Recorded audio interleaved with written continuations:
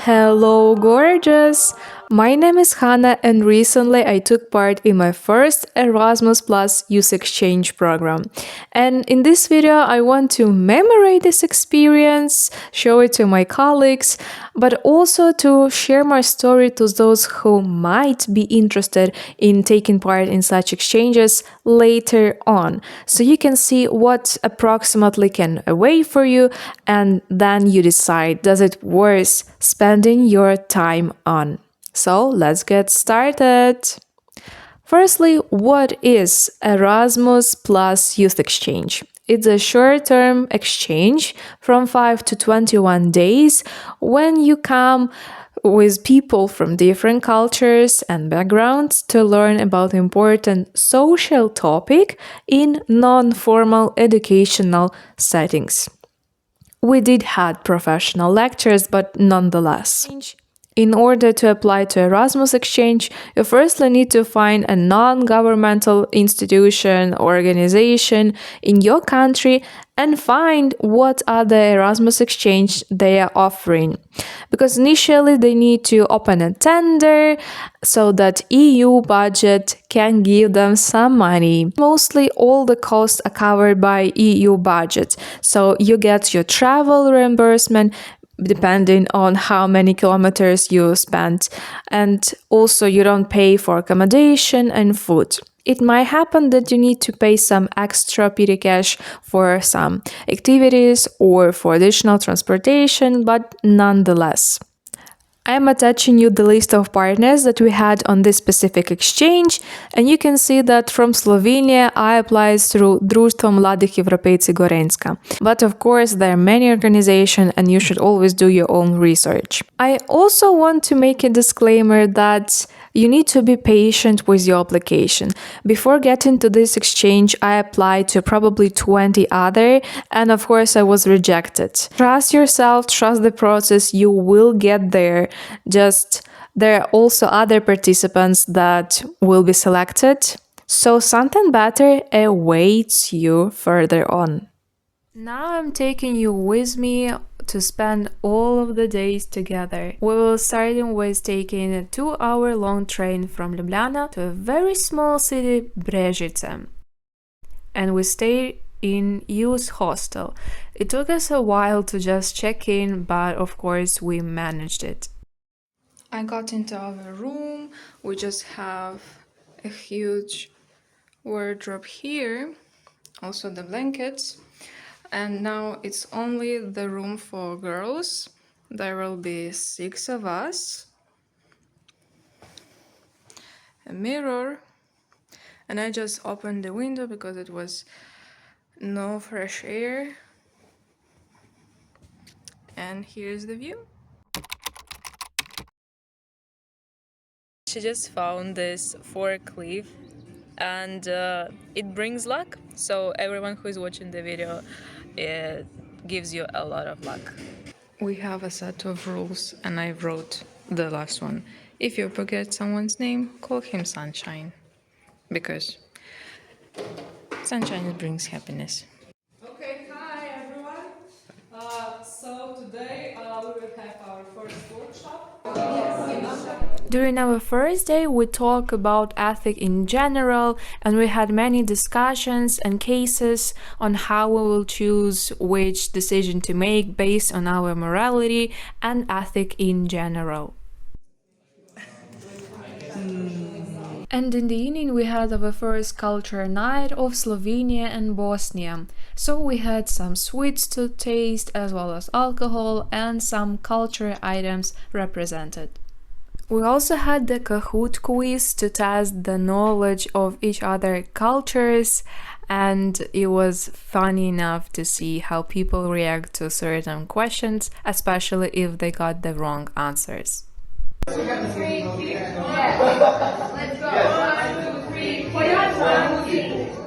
1, 2, 3. 1, 2, 3. On our second day, we went to a trip to Maribor. Vanya, say hi. Hi. We had an important mission of visiting Institute of Information Sciences because we wanted to see the supercomputer called Vega, only one in Slovenia.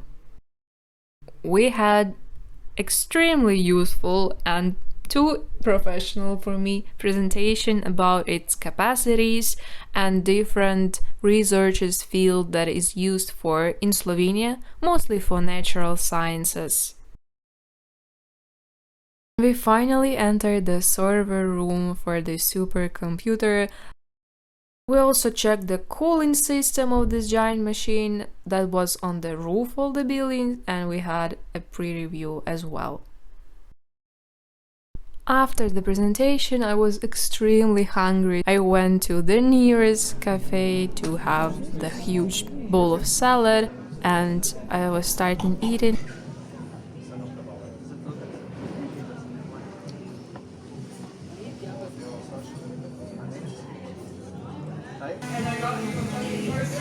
I also bought the handmade chocolate from Teta Frida brand because this one is actually manufactured in Maribor. Also, the jams. Moving to the center, we wanted to chill down because we had many hours waiting for the train. And of course, if you're in Maribor, you go to the nearest bridge, where we actually met swans, and I was super happy like a child to see them, even though you should know how evil these creatures can be sometimes.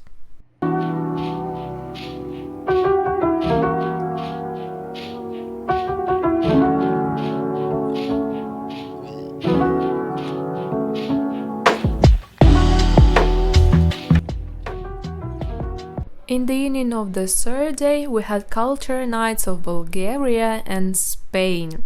That was a lot of fun because we had many dancing and singing all together.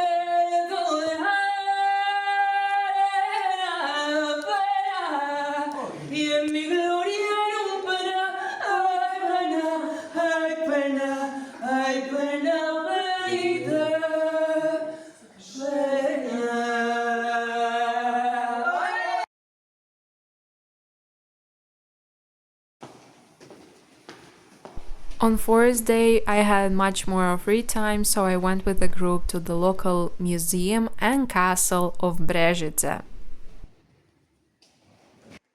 This reminds me of my granny house and her knitting passion. I mean, honestly, if you provide me with this type of hall, I would become a queen, definitely. Like, it's gorgeous. I also visited the local water tower. There are only 2 of them in entire Slovenia remained, and of course I didn't know this small city has it. The view from the tower was kind of okay-ish, but I expected a little bit more, probably because it wasn't high enough. On 5th day, we came to Ljubljana because we had a lecture with professor and researcher in the field of artificial intelligence. Big data, machine learning, blockchain, artificial intelligence. He showed us how the neural network works, and for me it's a pure magic of how many neurons you should add to a machine. We also had a presentation of an artist who did the entire film based on generated content from AI. We also had free time in the evening to explore beautiful Ljubljana, but since it's my hometown, I didn't spend that much time on doing that.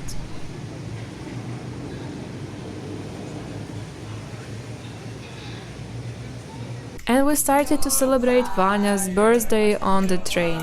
Vanya, srećen rođendan!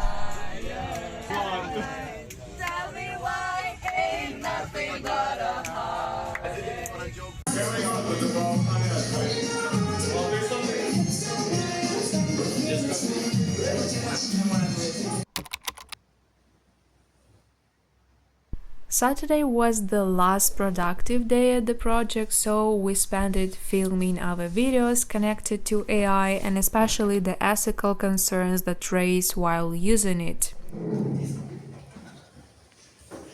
The videos were both funny, but at the same time interesting to watch. I'm here with our new invention, your AI assistant, Hans. He can help you with all your household tasks. Watch this. Hans, do the laundry.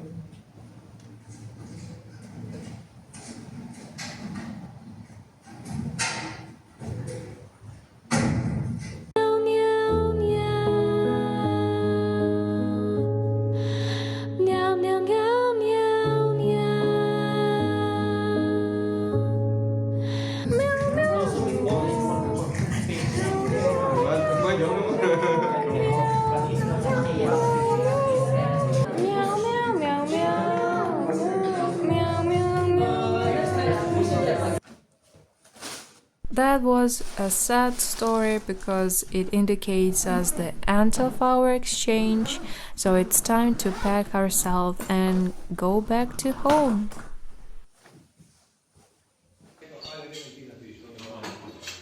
It was our last breakfast together, and it was time to say goodbye. Ciao! Thank you so much!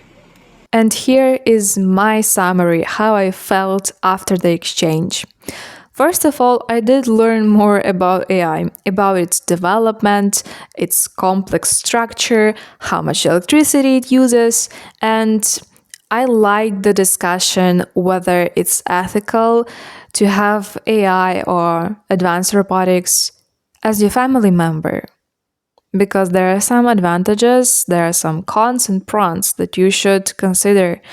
And we also watched an amazing film. It's called Ex Machina. And I was thinking whether AI can have its consciousness. Spoiler, it can't. Okay, it can. Now you know. Now you know. I also highly recommend you watching a Black Mirror series, Be Right Back. It's about a girl who experienced death of her boyfriend and she wants to talk to him through the AI. Well, it's not for very sensitive people, maybe, and of course there are many foods for your thought. That's why AI requires tons of regulations, and of course the EU will implement the EU AI Act from 2026, as I remember. But nonetheless, we are right now responsible for how we will treat AI, how we will use it, and there is a lot to think about. And now talking more from organizational side of view, I thought that we will have more relaxed schedule. We will have more time to see new places. And it is true. And indeed, we had 2 days of visiting other cities, but I was tired pretty much every day. And I also highly recommend you getting your sleeping mask and ear blockers because your colleagues might want to go partying and come back quite late. And you need to get sleep anyway. But the most important part for me was discovering myself because we were working through groups and I love people. I love working with people and I love to be a leader. I love when people are listening to me and we're creating something that I have a vision of.